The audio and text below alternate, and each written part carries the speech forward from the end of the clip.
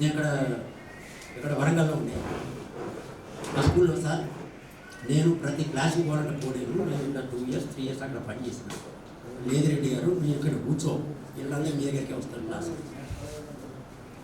అని నన్ను 2 months వాళ్ళు టీచర్ ఉంచారు. ఆఫ్టర్ 2 months వాళ్ళు రమ్మంటే నేతాజీ అక్కడ సార్ పరిచయం చేశారు. అందరం పరిచయం చేస్తారు. సార్ ఇంగ్లీషు నేను సోషల్. అయితే ఇంగ్లీష్ కంటే ముందు హరిప్రసాద్ సార్ ఆయన ఆయన ఒంగోలు ఆయనకు గవర్నమెంట్ జాబ్ వచ్చింది. జాబ్ వచ్చిన సార్ పోతే ఆ సార్కి తెలుసు ఈ సార్ను సుబ్బారావు సార్ అని ఫౌండర్ అంటే వీరిద్దరు క్లాస్మేట్స్ అట్లా పిలిస్తే సార్ పరిచయం అయిన తర్వాత మేము 3 years పనిచేస్తాం. 3 years పనిచేస్తాం. అప్పుడు గరికపడి నరసింహారావు అక్కడ management cum teacher Telugu Garikapati Narasimharao ఆయన మేనేజ్మెంట్ కూడా పనిచేస్తాం. అంటే ఆయన విధానం అప్పటికి ఇప్పటికీ సేమ్ ఉన్నది, ఏమీ మార్చుకోలేదు. అంటే ఒకటే ఆయన అసలు చదివింది ఇంటర్మీడియట్ వరకే చదివాడు, స్కూల్ ఎడ్యుకేషన్ అంతా ప్రైవేట్లోనే. గోల్డ్ మెడలిస్ట్, అప్పుడే గోల్డ్ మెడలిస్ట్. ఇప్పుడు కూడా ఆయన ప్రవచనాలు వింటే మీరు అసలు అన్నిటికీ పెద్దవాళ్ళకు సంబంధించినవి, పిల్లవాళ్ళకు సంబంధించినవి, వ్యాపారానికి సంబంధించినవి, రాజకీయానికి సంబంధించినవి, ఆధ్యాత్మికానికి సంబంధించినవి అన్ని పర్ఫెక్ట్ చెప్పవచ్చు. అతని పద్మశ్రీ అవార్డు వచ్చింది. ఉపరాష్ట్రపతి గారు సన్మానం చేశారు హైదరాబాద్ వెంకయ్య నాయుడు. అంటే ఎందుకంటే ఎందుకు చెప్తున్నానంటే నా జీవితం అట్లా వచ్చేసి నేను అప్పుడు 200 rupees నా మంత్లీ శాలరీ శ్రీ గురుకులు 79-80లో 200 rupees నాకు ఆలోచన చేయలేదు. నేను అంటే 200 నేను ఫైట్ చేయలేదు మేనేజ్మెంట్. నేను ఒకటే అనుకున్నాను నేను మనసులో, నా పేరెంట్ నుంచి నేను అడగద్దు, నా పేరెంట్ నేను ఇవ్వదు, నా ఖర్చును ఎలా తీసుకోవాలి, నా చదువు నేను చదువుకోవాలి. అట్లా మా నాన్నగారు కూడా చదువుతారు చదివాడు, ఉద్యోగానికి వెళ్ళలేదు, ఆస్తున్నదని.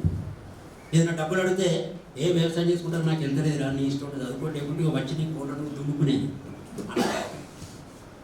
ఈ కోట దుమ్ముకుని నా నుంచి అయితే కాదనుకోని నేను ఇట్లా మౌల్డ్ అయిపోయి మీరు పరిచయం అయిన తర్వాత అప్పుడు ఆలోచన చేశాను. నేను మనం మీ దగ్గర పనిచేసి మనం కూడా ఎస్టాబ్లిష్ చేసుకుంటున్నాం.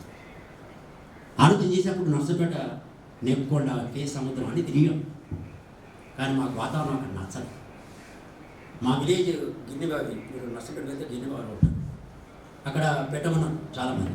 అదంతా సిపిఎం ఏరియా, ఎవరు పైసలు ఇవ్వడు, మనం టార్గెట్ లేదు, వాడు మనం టార్గెట్ చేస్తాడు. ఈ భద్రబాబు అనుకున్నాక శ్రీ గురుకులం ఫౌండర్ గోపాల్ రెడ్డి గారు, డాక్టర్ గోపాల్ రెడ్డి మర్చినాను, ఆయన లేదు. ఆయన ఏమన్నా అంటే ఎందుకు దిగుతున్నారు నా దగ్గర పని చేయండి, నువ్వు చేసిన కదా, ఆయన కూడా రమ్మను ఇంగ్లీషు చేయండి మీరు మా దగ్గర. శ్రీ గురుకులం ఉన్నది అప్పటికే 76లో ఎస్టాబ్లిష్, ఓన్లీ 5 members ఎస్టాబ్లిష్. మేము 79-80 అంటే మేము ఉండలేము, మాకు వేరే ఎస్టాబ్లిష్ చేయాలనుకుంటాను అని. అంటే ఆయన పరకాల చెప్పాడు, మాకు పరకాల ఆలోచన మాకు. పరకాల పోతే ఎవరున్నారు మనకు, ఎవరు పరిచయం లేరు, ఎందుకు పోతాం ఎట్లా పోతాం అని అంటే డాక్టర్ షాయిరెడ్డి అని మా గోపాల్ రెడ్డి గారు వాళ్ళ క్లాస్మేట్స్, వాళ్ళు చిన్నప్పుడు స్నేహితులు, బంధువులు. అయితే రాజేంద్ర నీకు తెలుసు కదా షాయిరెడ్డి గారు, తెలుసు, నేను లెటర్ రాస్తాను షాయిరెడ్డి గారికి, మీకు అకామిడేషన్లో వస్తాను. ఆ లండన్లో అకామిడేషన్ వాళ్ళ నుంచి. అది గోపాల్ రెడ్డి గారు ఎప్పుడో ఆర్ఎస్ఎస్ మీటింగ్లో పోతే అక్కడ కనపడ్డది.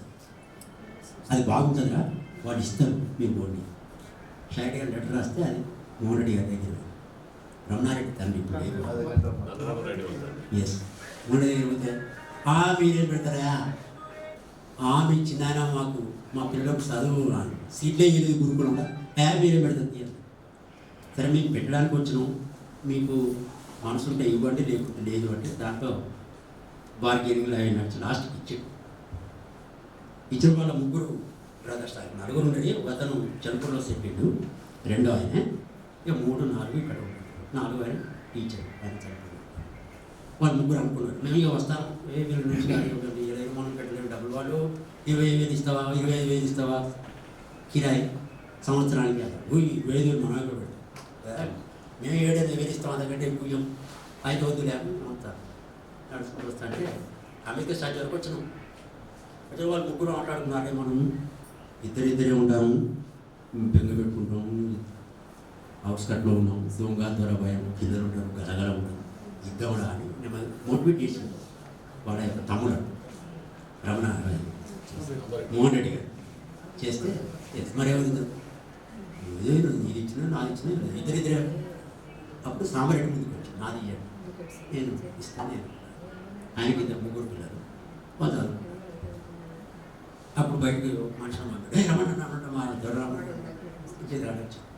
నేను నడుచుకుంటూ వచ్చినాను, మనకు బస్సు నేను మండపం ఏంటంటే ఇక లాస్ట్కి మేము 8 అంటే 10 ఇస్తాం, అంటే 10 కాదు కానీ లాస్ట్ 12 అని కాయకుండా రాయించుకొని చూని వేయించు ఎందుకంటే రెడ్డిస్ కదా, మనం రెడ్డిస్ కాబట్టి నేను చేసిన మీరు ఏమనుకోవద్దు, తినాలి మీరు అని ఏర్పాటు చేసి అట్లా తిన్నాం. రాసుకున్నప్పుడు మంచి ముహూర్తాలు చూసుకున్నాం. ఏప్రిల్ స్టార్ట్ చేసినాం. ఆఫీస్ పెట్టినప్పుడు 6 ఉన్నప్పుడు అన్ని పనులు మేమే చేసుకుంటాం. ఎలక్ట్రీషియన్ తర్వాత తడకలు ఉంటే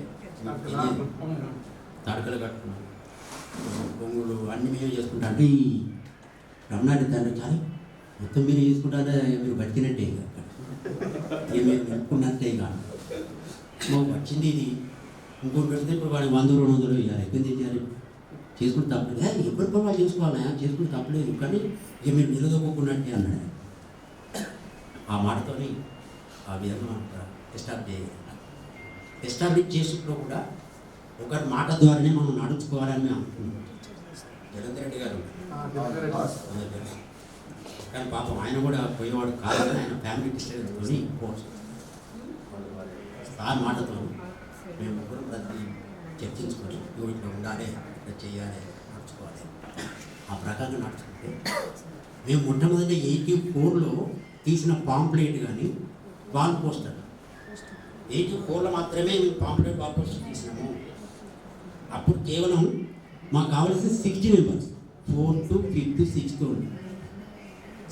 ఆ 60 మెంబర్స్కి మేము ఇంట్రెస్ట్ పెట్టామంటే కొంతమంది పేరెంట్స్ ఈ గురుకులం సంగతి తెలుసుకొని ఏమి సీట్లు ఇవ్వరు, ఏమి లేదు అని పరీక్షలు పెడతారు, మార్పు ఉండదంటారు. ఎవరు అంటే 2,000 ఒక అతను, 1,000 రూపాయలు ఒక అతను డ్యూలో పెట్టుకుంటాడు మా ఆఫీస్లో. ఏప్రిల్లోనే పరీక్ష పెడితే అంటే లేదు పెట్టండి పరీక్షలు మామూలు పెట్టండి తీపియాలి. అట్లా వేస్తే మాకు 120 మెంబర్స్ రాసింది, కావాల్సింది 90 మెంబర్స్. మేము 90నే చూజ్ చేస్తాం, మిగతా డిలీట్ చేసి 30 మన కెపాసిటీ కదా, మనం ఏర్పాటు చేసిన తడకల కెపాసిటీ 30 అంటే అంతకంటే ఎక్కువ కూతురు పెట్టలేదు. కూతురు పెడితే న్యాయం చేయలేదు. మనం ఇన్ఫాక్ట్గా న్యాయం చేయకుంటే మనకు అకౌంట్లో నిలుపుకుంటాం, 30 మెంబర్స్ అని 90 మందిని తీసుకున్నాం. ఇంకో మొట్టమొదట తీసుకున్నప్పుడు బిల్డింగ్లో ఏర్పాటు చేసినాం. వాళ్ళకి రెసిడెన్స్ బిల్డింగ్లో ఉండాలి, సేఫ్గా రాత్రి పూట కానీ పగలు కానీ వర్షాలు కానీ ఎండలు కానీ. మేము మా ఫ్యామిలీస్తో మా పిల్లలతో షట్డౌన్ అంటే అప్పుడు ఆలోచన విధానాన్ని కూడా మీ తల్లిదండ్రులు ఆహ్వానించి పర్వాలేదు బాగుంది, ఏ పేరెంట్ వచ్చినా భోజనం చేసినకనే వెళ్ళాలి అనేది ఆహ్వానం ఉండేది. భోజనం చేసినకనే మీరు వెళ్ళాలి. ఏం సార్ ఇప్పుడే తినొచ్చు, ఫస్ట్ ఆఫ్ ఆల్ టేస్ట్ మంచిగా ఉన్నదే. అట్లా ఆ ఇయర్ తీసిన పాంప్లెట్, ఆ ఇయర్ తీసిన వాల్ పోస్ట్ తప్ప మేము 2002 వరకు కూడా ఒక పాంప్లెట్ దగ్గర ఒక వాల్ పోస్ట్, అది 450. అది కేవలం మీ పేరెంట్స్ మీరే, మీ పేరెంట్స్ మీ వల్లనే పోయింది. అంటే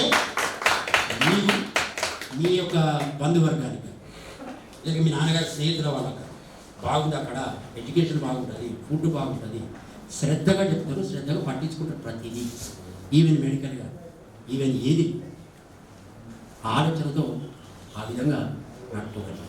అందుకని మొట్టమొదట కృతజ్ఞత అభినందన మీ పేరెంట్స్ చేస్తుంటాం. మేము ఆ విధంగా నిలబడగలిగినామంటే కారణం వాళ్ళకి తగ్గట్టుగా మీరు సౌకర్యాన్ని చూడకుండా ఎడ్యుకేషన్ ప్రాముఖ్యత ఇచ్చారు. ఆ ప్రాముఖ్యత ఇచ్చారు కాబట్టి మీరు ఈ స్థితిలో ఉండగలరు. ఇప్పుడు మీ పిల్లలు చదివిస్తున్నారు, చాలామంది కొంతమంది రెసిడెన్షియల్ చదివిస్తున్నారు, కొంతమంది డేస్ కాలేజ్ చదివిస్తున్నారు, ఫీజు ఎక్కువ కడుతున్నారు, కానీ సాటిస్ఫాక్షన్ లేదు. ఎందుకంటే